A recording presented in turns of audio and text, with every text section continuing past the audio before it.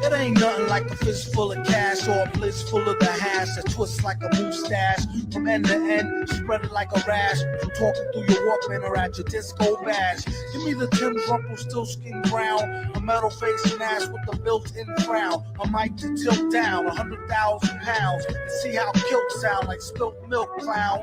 Cocoa butter on a very ashy day, fam. Ray-Bans out on the islands of Cayman. Or I break it down for the layman. Band-Aid Soleil for the San Tropez. Tan, a can of old gold, too cold to hold, slow your roll. Keep on moving like soul to soul, hold the dough. Like a fool stole pity y'all for trying to go up against City Hall Titty Ball. The black mic is like a red violin. Okay, everybody back to the lab, try again.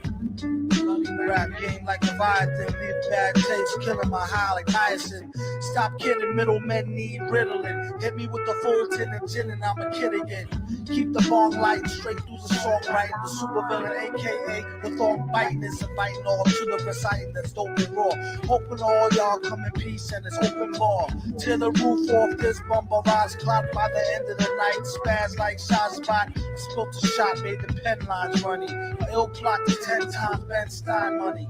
Funny how he ripped the scripts with a straight face, with more rhymes than his lines in your database. Placing rappers in endangerment who's reckless with this food for thought, sorta like breakfast. You could mark it off as wreck on the checklist. Wear gold fronts, can't afford no necklace. Should that tend to go to help build them daycares? Somebody say yeah, pay your fears. Killer herbalizes their shares, and y'all can pay doom and beers. Came to the shores of America, the sky that's a pillar, the alpha and omega, the home of the beggars, the black settlers, who've been beaten, raped, lynched, robbed, and stoned, and called them home to open service that they couldn't maintain at home.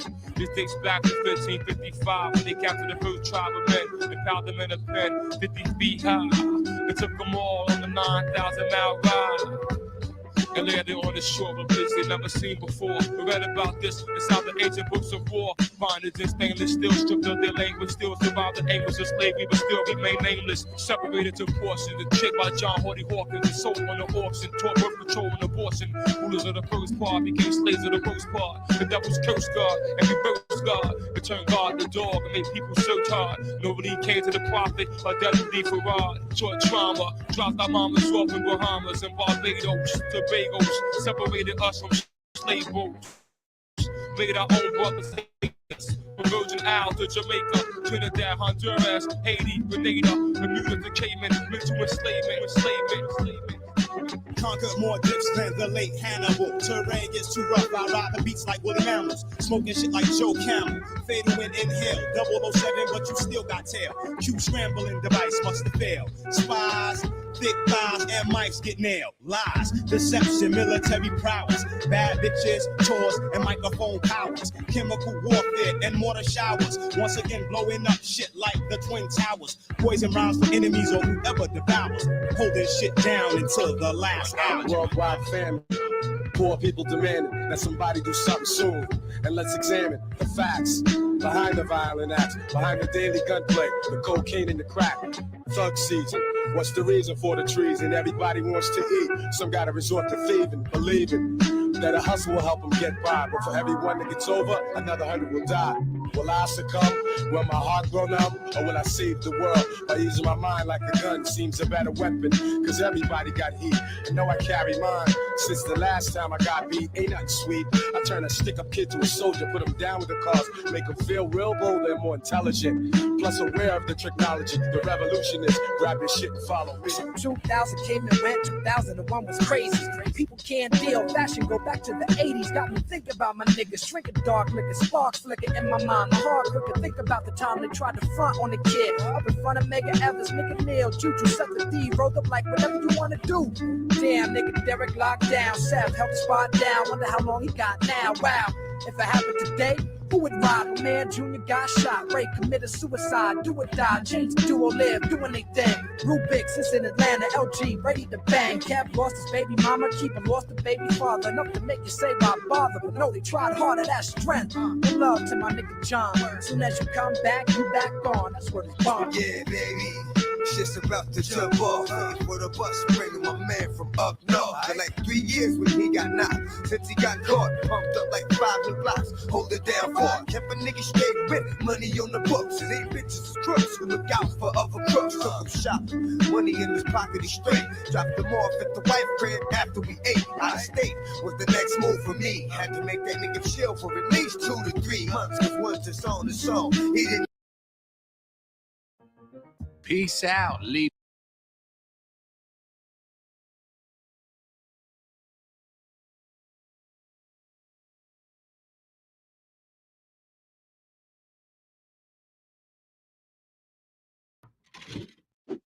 That works. Oh shit, 1, 2, yo. Yo, back up, nigga, back up, yo. The one in particular, bringing the funk and the flavor, the way that I'm rhyming. I'm running perimeter, speaking it funny, I'm beating them dumb, and I'm taking their life. And I be the one to beat them in the game of Scrabble. Wonder why they thinking that I'm ever so nice. And I be the one that never get caught up in a scandal, cause you know the pros are so precise. And what I be doing impossible, I'm a abolish like all of them. When the button is pressed, I give it the pop. Going off. And I see tomorrow when it's sudden death. I'm either gonna give it all I gotta run it up into a speed to anybody try to copy, get it smacking, and I'm ready for the battle any moment, any minute. I'm returning to each other any second. I'm snapping, I'm gonna get it to it, moving everybody better stay away and move. Cause anybody getting caught up in the show, and then I hit them with a track and then I read it on the phone, and then I gotta be aware that it was fucking with the phone. And any minute I'm ready spinning the heavy of the deadly. I'm jetting and I'm gonna make it on the setting of fast flow, sending a lyrical melody, giving it a felony. Fucking you telling me you better take your rap notes. I'm gonna give it some breath from all of my rhyming and codes. I'm gonna give it some rest, but I deliver my best. Time to let it be told. When I be spitting my best, I'm in an intricate zone. When I belittle your set, put in your middle to rest. You're not defying my flow. Yo, I'm living, never be the end of the era. Came with the vendetta, we keeping it 80s. I'm tougher than leather, the ladies are loving me, bigger and deeper like Peter. The pipe I've been picking the pepper, I get it to give it a cervical injury, kicking the wolf when I lift in the uterus. Fetus from moving and doing this, doing this. Cook like a bunch of vanilla, McGilla, gorilla, the villain, the criminal killer, and teller, the hunt with the gun, the menace to the public. I pummel a puppet, political pundit, the better, the battle, the inability to meddle with the better in the heroin, the medicine, the venom, with the medicine, the regimen, the better minute, better get him in the tenement. I hit him in the head again, and Lenny with the Beatles singing, let it be the legacy, the enemy to live a little bit. And when I hit him with the minigun and penalty to get it beheaded, the son of 70 with the negative energy, identity, they want to get rid of us. I can't even come in the vigilante, get it to medical, the beat, be trauma, give me the record, the second, the wicked, deliver the gun, a milligan in the beginning with the military bucket, did the shining, the killing, the kid, to be another Kubrick, and he giving the killer the kiss, sticking the dick in the dish, living a resist, to the be a levity, a genie, giving it the wish. Fuck the gibberish, gibbery, fast rapping too quick. What happened to the bull bit? What you think? You a full schnick? You in the ocean with sharks, or Moses closing ocean parts. I burn you like Jonah Parks. I sink you down like Rosa Parks. Gotta be dope. Gotta be dope. All flows, dreams reach out. This is Russian Man himself, y'all. Already Russian Man. Gotta be dope. Jazzy Jeff on the cut. And I'm already the rugged man mixed with Sean Price, Jizza Mix, Rock, Kim, Kane, Pharaoh, Monch, I bought Mike's, Cuba, Sadat, Jamar, Tip, Ali, and Fife, Naughty by nature, Tretch, Chip, Food Chub, in each line I'm G-rap in its prime with each track devoured. So each back when I rhyme or be plastic coward. You ready to get in the ball of the box and I'm calling the shots as top MC and up on this beat it's all before we Rocky and Apollo Creed. Lyric attack in the attic, a prison genetics, eugenics, a Gattaca vision, a Hindu, a monarch, I'm not the magician, I'm cooking the heat up, I'm back in the kitchen, I'm super lovers. C, steady B, heavy D, like the MC, Schoolie D, and just ice and iced tea. The Ella tomorrow, Gonzalo Pizarro, no Pega Barro, the Gold Eldorado, Dillinger in Chicago, the Killer Machado, the Mr. Mixo, Click the Villain, Bizarro, the High Octane, the reign of Mozart Brain, the end game of Sharp Pain, the pen game of Mark Twain. Go! You gotta be dope, Afro. Jazzy Jeff on the cut.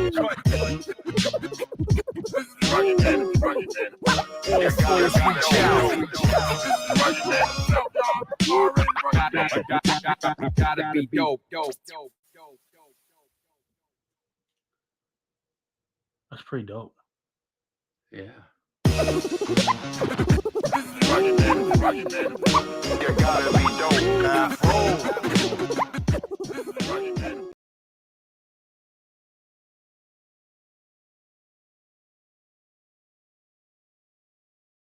And there's me. Good morning, everyone. Welcome to Slow News Day Morning Edition. My name is Steve Poikin, and I am back in a different undisclosed location in Northern California. Lots going on, lots to talk about. Hella sorry about yesterday, guys. I had a ton of shit to go over, and the power went out. It wasn't even back on by the time that I left the Santa Cruz Mountains, at least at my buddy's house. I don't know. At any rate, yesterday I was about to get into a report that the Lancet has put out that they've titled "The Great Transition."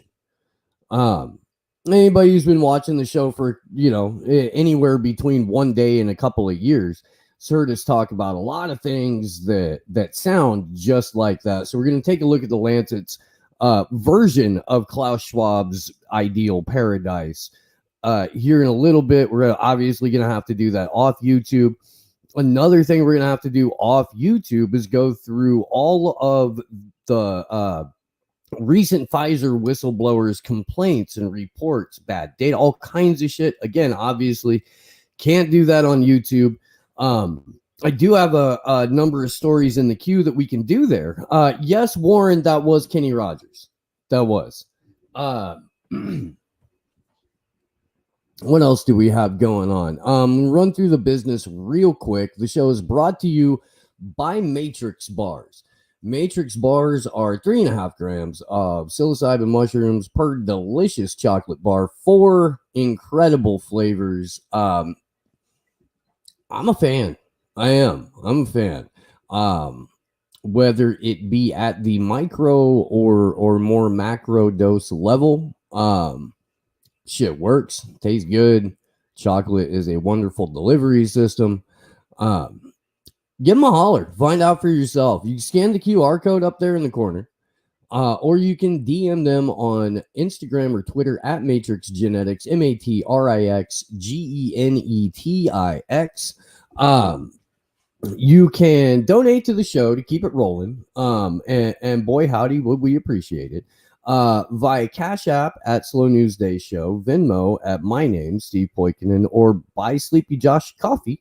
Buymeacoffee.com/Bort, BORT.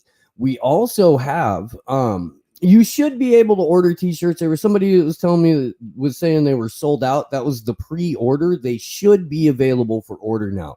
That's at truthclothing.io. Truthclothing.io. They make a bunch of wonderful products. You don't necessarily just have to get the Slow News Day shirt. All of Last American Vagabonds merchandise is up there, and then Katie and Nathan have all their own shit that they're putting out too. So definitely check in with them, and it is going to be about the season of the year where people feel obligated to go buy shit for other people. So if that's something that you're getting roped into, why not get them an incredibly comfortable and lovely t-shirt?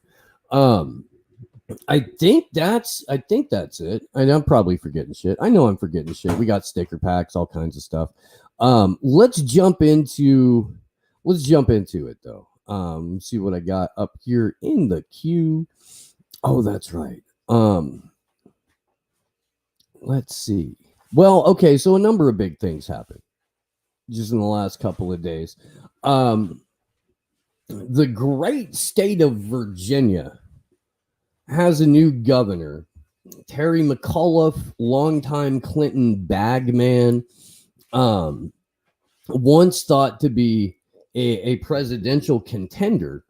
Was running against a guy who's now governor of Virginia, Glenn Youngkin. And the issue of school choice and whether or not parents have any rights regarding their children while they're in school was put front and center of this election. Terry McAuliffe really doubled down on, you as a parent have no business or say in what we do to your kids once they leave your house. To the point to where he brought out like Randy Weingarten to campaign for him and shit. Like, it was bad. Like, if you wanted to lose an election, Terry McAuliffe really good at showing you how it's done. I do have I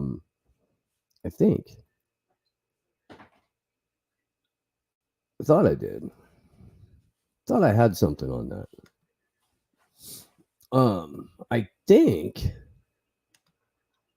Whoa. No. Let's see. Well, maybe this has something to do with it. Yeah. Okay. So we're gonna go ahead and go through some of these. This is Van Jones and Anderson Cooper last night trying to make sense of why a Democrat who said you as a parent have no rights with your child, why that guy might lose an election. So let's see what we got here. You shut up, Van. Bring you back. Volume. And let's take a listen. This much motion in such a short period of time. And so I think Democrats have to look in the mirror now, because the New Jersey situation, you don't have a bunch of critical race theory stuff there. You don't have a bunch of Trump. You don't have Jerry McAuliffe, doing that. There's something happening out here. It could be just anti-incumbent. I think that's a part of it. But I think that there's something else that's happening. I think that the Democrats are coming across in ways that we don't recognize, that are annoying and offensive and seem out of touch in ways that I don't think show up in our feeds when we're looking at our kind of echo chamber. And I think that this is a message here, because Scott was describing a when you're talking about our. Want to pause it here just for a moment. We're gonna, the clip's almost done. We're gonna play a couple of these, but that's David Axelrod. In case you guys don't recognize the person up there on screen with Van Jones, Axelrod was Obama's advisor and his kind of like body man for Jesus. Since Obama had a political career, Axelrod is one of like the filthiest political operators on the planet. So I kind of like that Van Jones is making it so David Axelrod has to have that look on his face. You have absolutely no grace, son. You try to be quiet. You could try to be quiet. You're like dragging your back. It's directly under the table where the camera is. You're like, oh, fuck it, dude. Let me see if I can knock this off the goddamn camera. Just a little bit, kiddo. Just a little bit. Not a lot. Just a little bit. Go ahead and play this rest of this little clip, and then we'll go to the next one. We got like 7 seconds left on this. I'm going to back it up just a few. Our kind of echo chamber.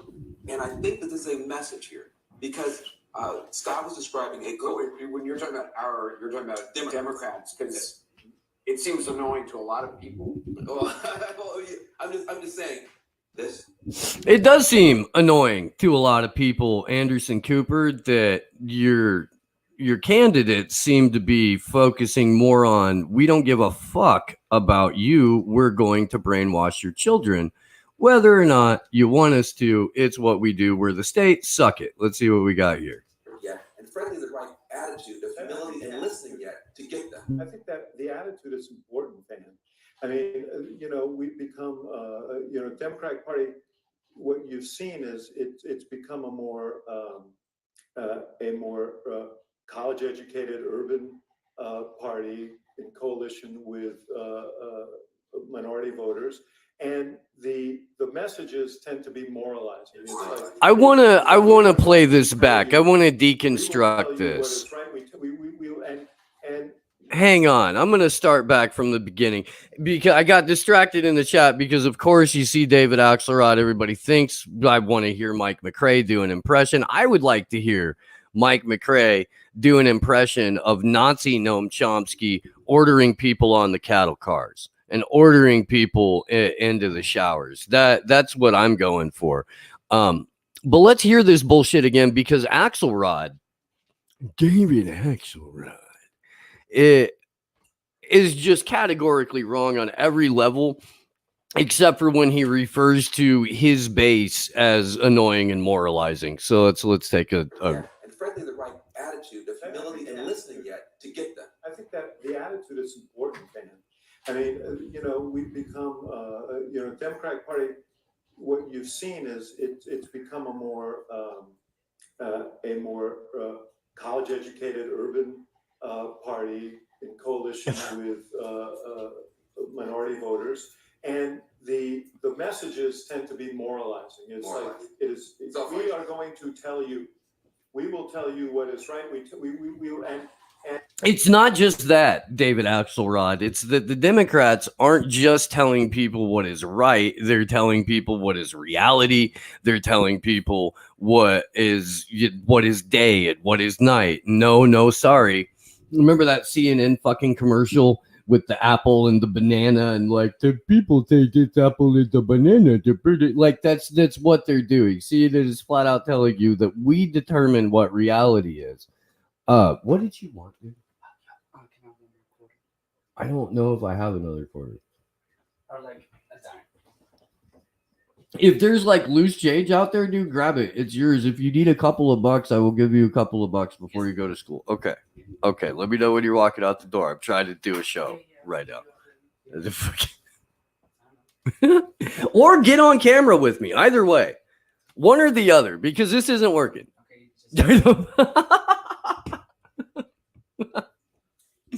We do it live. There's a couple more clips here. I want to see this because I kind of like, this is kind of interesting watching them sort of like question aloud why they suck so bad. Let's see what we got here. This is fun. It is. I hate cable dudes, but watching them try to figure out why people don't like them is fucking hysterical. And at the same time, I also believe that while voters worry about the day-to-day economic issues, they're being browbeat and saying that if you don't support these Democrats, if you decide to go with the Republican in Virginia, then you're voting for racists. You're voting for white supremacists. You're essentially voting for Donald Trump all over again. And people out there do not believe that about themselves. They do not want to be told that about themselves. And I don't think they fundamentally believe that America is full of the hateful kind of people that McAuliffe and Biden and the rest told us that Virginia was full of. And they rejected that today. And I think Democrats are going to have a difficult election if they continue to paint America in such a negative light, when Republicans fundamentally are going to say, look, we're good people. We all want the same things. We have an issue that we'll look through. I think that's fair enough. But what I will say is this: part of the reason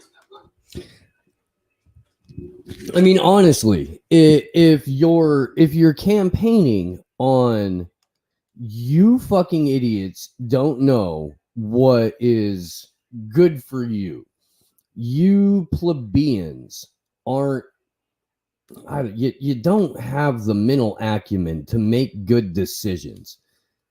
We're going to do it for you because we're the Democrats.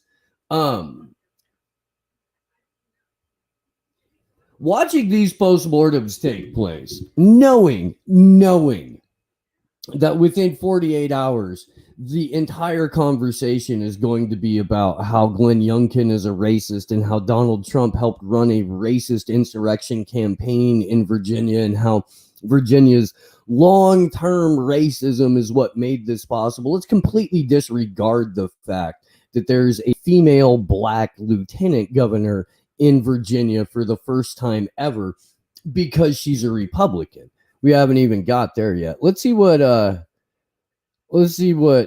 Peter Griffin has to say here. I don't even know who this is. One of the things that I'm hearing from moderate Democratic lawmakers this evening, who are obviously panicked, not the least of which reason is they're the ones who are most likely to feel the effects if this anti-democratic, capital D Democratic wind continues to blow next year. One of the things I'm hearing is that their voters, and don't shoot the messenger, I'm passing on what I'm hearing from somebody talking about what their voters feel. Their voters feel looked down upon. And I'm not talking about Republican voters looking down, feeling that they're being looked down upon. I'm talking about moderate to conservative Democrats feeling that they're looked down upon by pundits, by progressives, by other people who say that, who if they express a feeling that maybe the schools should open even if the teachers don't want them to. Maybe teachers should listen to parents more often when it comes to what they're hearing. This is from a Virginian. Maybe Joe Manchin has a point when he says $1.5 trillion or $1.7 trillion is a lot of money. Let's take our time with it. Let's not rush it. They think that makes sense to me, and they don't want to be insulted by progressives called whatever names for that. Yeah. I mean,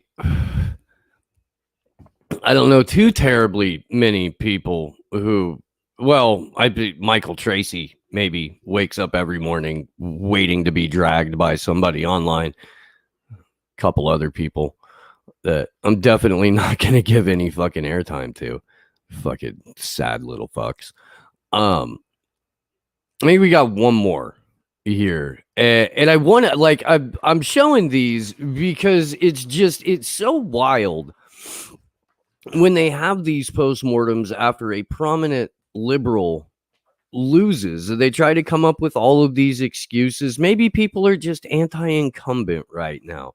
Maybe if your message sucks and you're telling parents at a point in time where things like school choice are really contentious, where issues that are going on inside the classroom, especially surrounding like bodily autonomy, or in the case of Virginia, in Loudoun County, we haven't really even talked about this at all because everybody else is, and it's pretty sensationalist. But a couple of very high profile and savage public school rapes have occurred, with like one particular student who gets bounced around to different schools and then goes and commits sexual assault wherever he's at. When shit like this is happening and the quote unquote ruling party tell you as a parent have no role in this situation, only the state does, and then voters en masse reject the state, maybe that is a message. I want to see what this last little postmortem is, and then we'll go over to Robbie's story. Is a more moderate Democrat, former law enforcement officer in Buffalo, the socialist Democrat that won the nomination. It looks like, we haven't called it yet because they have to count the write-in votes, but it looks like the incumbent Democrat, a more conservative guy, a more moderate Democrat, it looks like he's going to win a write-in campaign. We have that Minneapolis police, the elimination of the police department, lose it in Minneapolis. That is a very liberal town. And then you have the Terry McAuliffe, basically Democratic royalty in this country, losing the governor's race to Glenn Youngkin. I don't know what's happening. Basically Democratic royalty in this country. McAuliffe's position as a Clinton insider guaranteed him the position of royalty, and yet the hubris and arrogance and just completely despicable nature of the policies behind these fucking corporate neoliberal fucking monsters rejected by the voters. Look, you guys know me. It's an election. Sketchy. I would imagine that both parties did everything they could to sway it in their favor. I'm not entirely sure what this is signaling. It'll be interesting to watch. Let's finish this clip. Happening in New Jersey, but it's anybody's race, including a guy whose name we're all still learning how to pronounce, especially me, Jack Citarelli. This is a bad night for Democrats, and they control everything. It is, I don't know if it's a rejection of the Democratic Party or the party moving too much to the left, or the party not delivering on progressivism. That's for the Democrats to work out. But okay, in that one sentence, I want to back this up a couple of seconds just to hear how many different two steps occur here. not delivering on progressivism. That's for the Democrats to work out. But it is a rejection of the Democratic Party or the party moving too much to the left. So it's either the party's moving too much to the left, the party's moving too much to the right, the party's pandering too much, the party's not pandering enough. But here's what it is.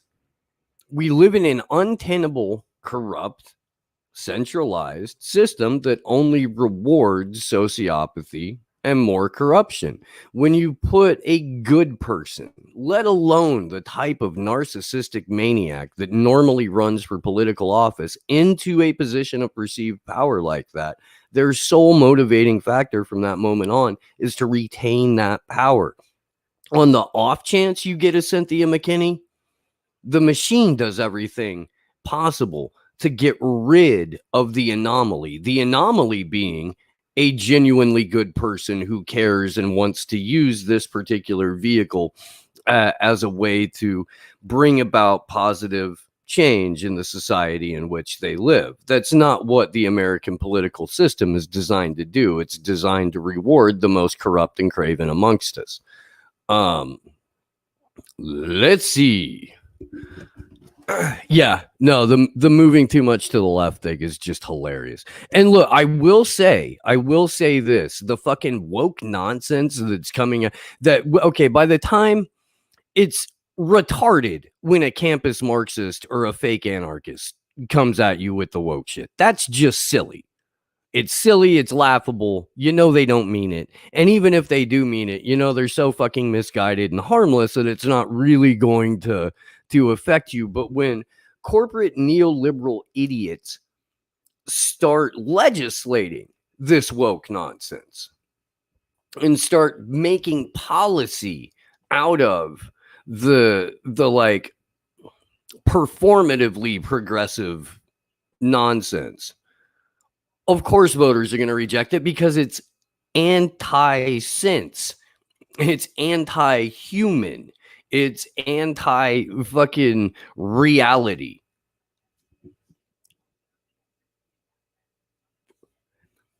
That's a good point, Warren. That's a good point, because leading up to this particular Virginia race, the conventional wisdom in the media was that Donald Trump is the kiss of death. And because Donald Trump showed up to campaign for Youngkin, that was a sure sign that his campaign was doomed. McAuliffe spent almost the entire time running against Youngkin, running against Trump.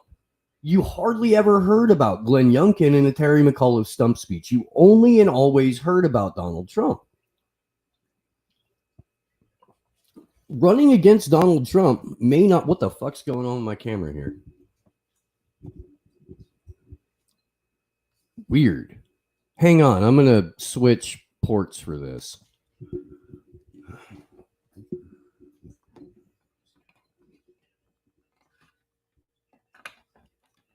Sorry about that, guys. We do it live. Gonna figure out what's going on here. Jesus, that's even worse. I may be buying a camera today. What the fuck? Well, this is fun.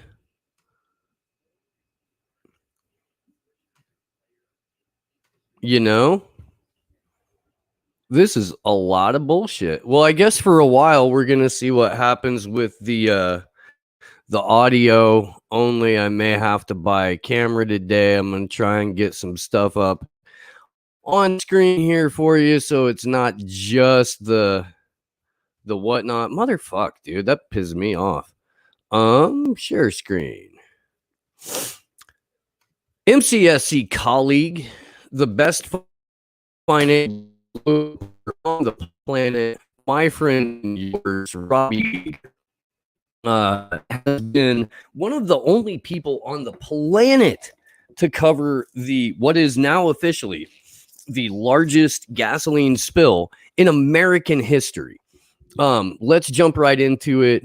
Big shouts to Robbie. Again, he's like one of the only people on the planet covering the story. Please, if you're not, subscribe to his Substack, subscribe to his Rockfin, subscribe to the Politify newsletter.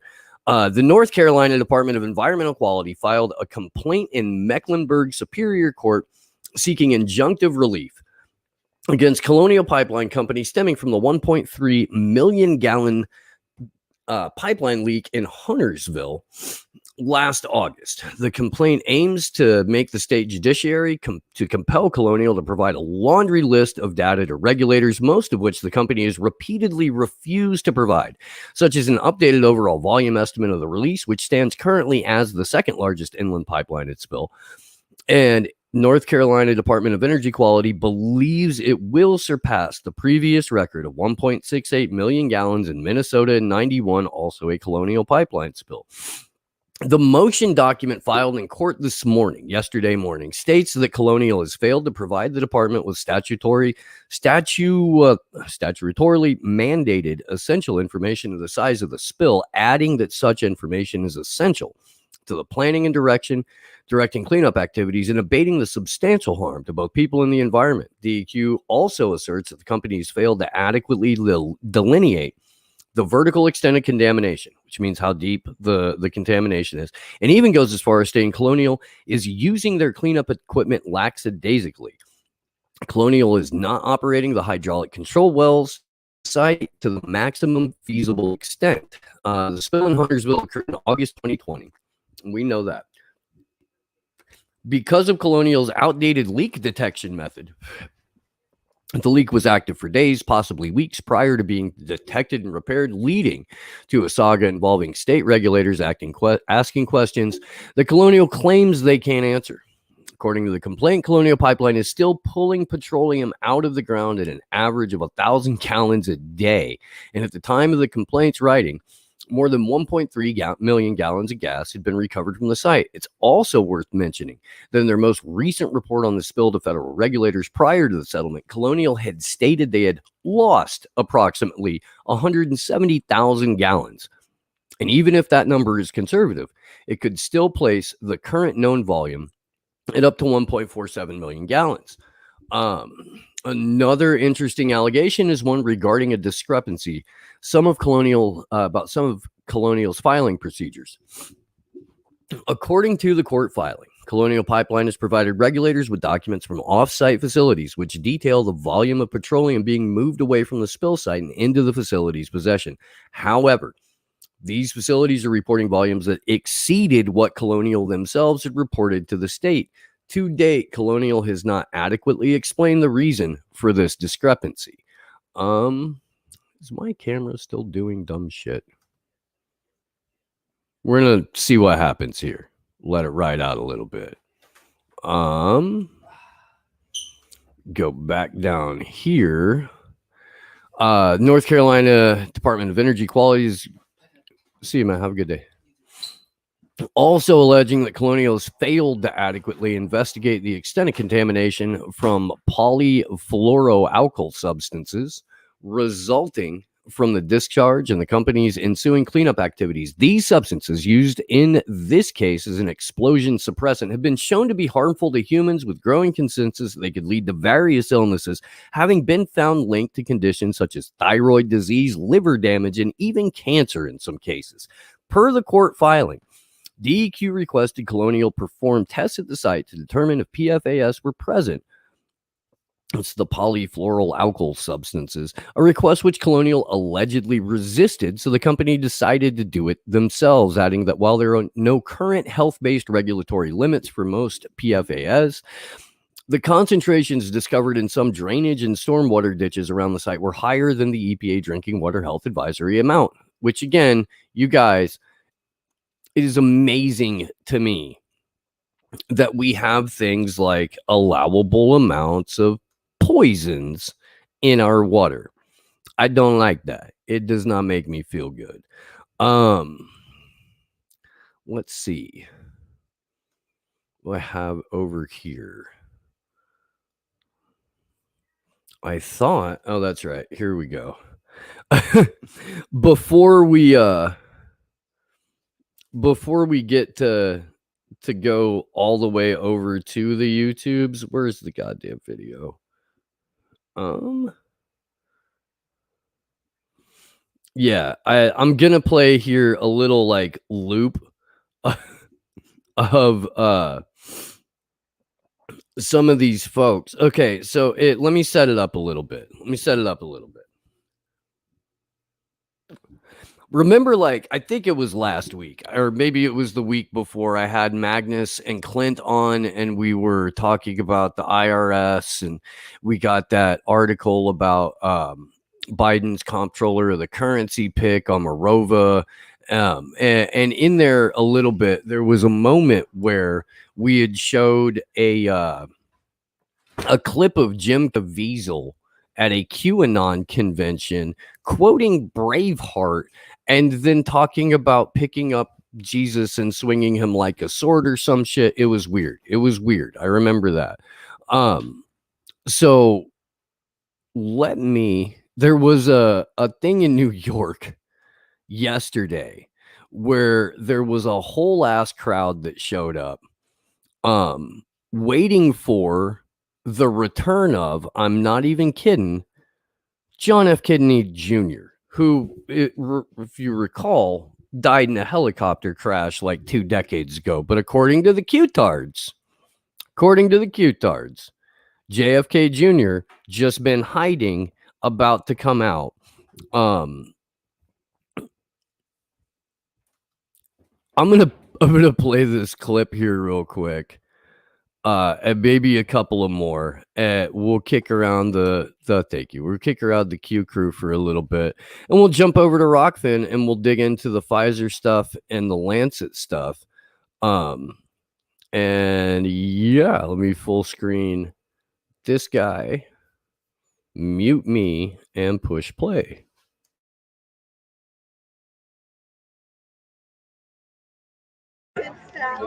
Will tell nothing but the truth to help them God. Or should I say help them Satan? Let's go fake this. Let's go fake this. Yeah.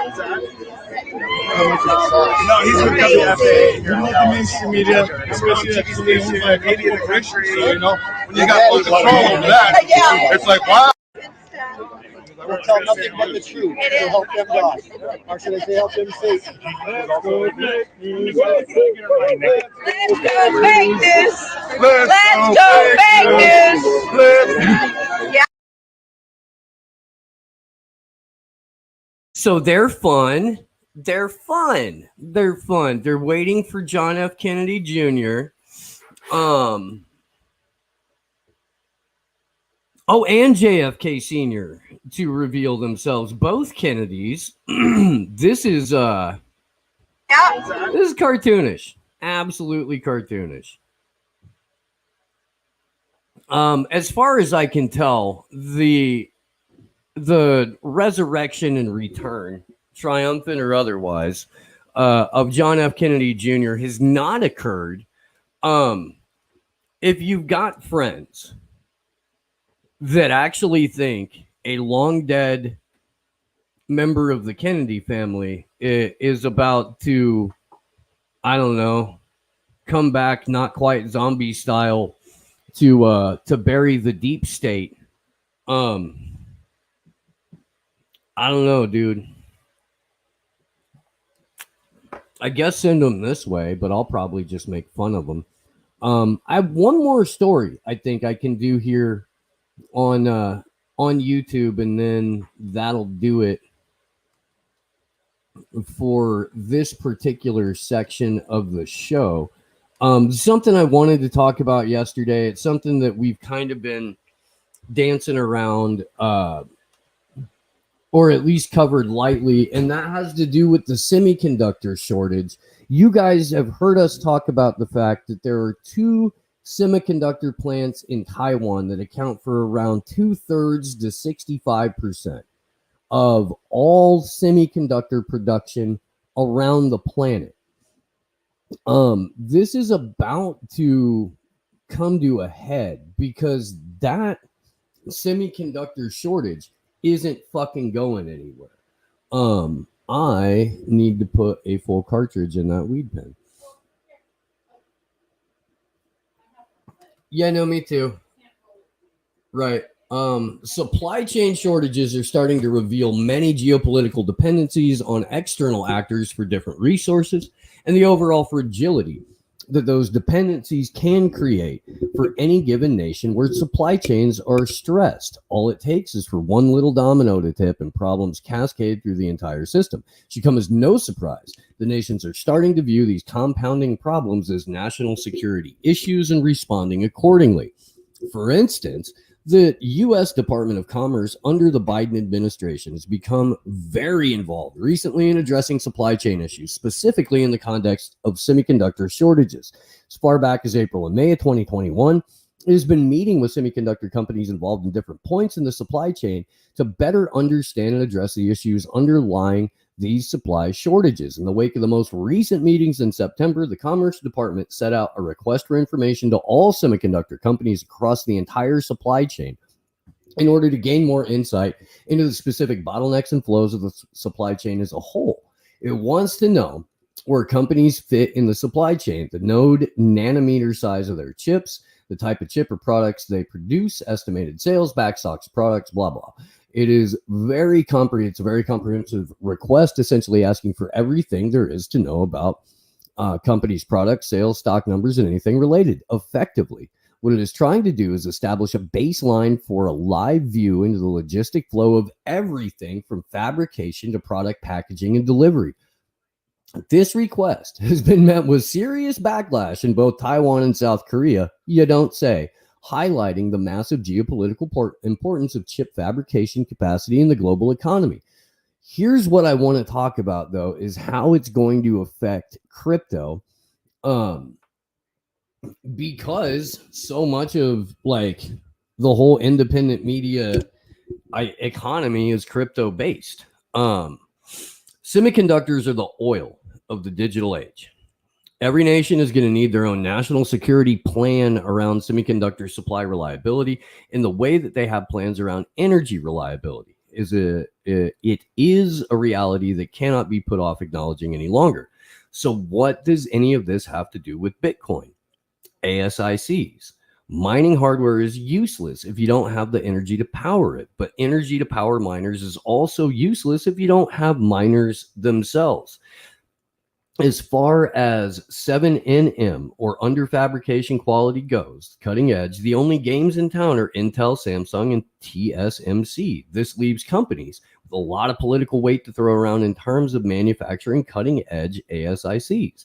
The dynamics of who can and can't produce semiconductors is, in general, is already coming to the forefront of politics as nations realize the importance of minimizing reliance on foreign actors to maintain such capacity. It's only a matter of time before how these issues relate to Bitcoin mining starts to come to their attention as well. What form will that take? Who knows? Maybe it acts as another accelerant for larger nations to expand their domestic fabrication capacity. Maybe nations with capacity ban exports of miners to enemy nations. Maybe nations engage in espionage to acquire intellectual property relating to cutting-edge fabrication techniques.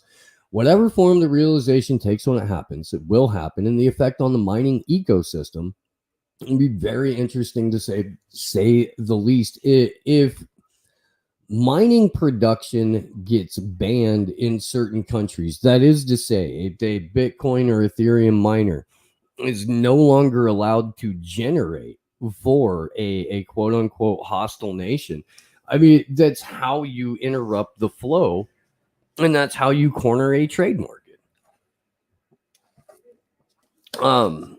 I think that's going to be it for the YouTube portion of the show. Oh, hey, cool. Got a super ray over on the Rockfin from Tea Leaves. Thank you very much. Is anyone talking about the new United Nations operational bases at Norfolk, Virginia, and Utah? Would this be a first for our country to have them? We should be concerned. Well, the U.S. has, like, I'm pretty sure there's what are considered joint UN bases inside the U.S., but I'm not 100% on that, and I will look into it, and thank you very much for that. Gonna grab now the link to the Rockfin chat, stick it over in the YouTubes and other chats that people are watching the live stream on. If you are watching us on YouTube, why? For real. None of you are cat video people. You didn't just wander by this stream. It's not your first day. Support us on platforms that encourage free speech. You don't need a link. You don't need an account to watch the show on Rockfin. Just click the link I dropped in the chat. If you want to participate in the live chat, you can make your free Rockfin account. If you love what we do, you can endorse the channel. It's $9.99 a month. You get all of the paywalled content on the network. You get access to every memory hold early. And it's a great way to support your favorite content creator. So do the damn thing. And we will see all of you over on the Rockfin.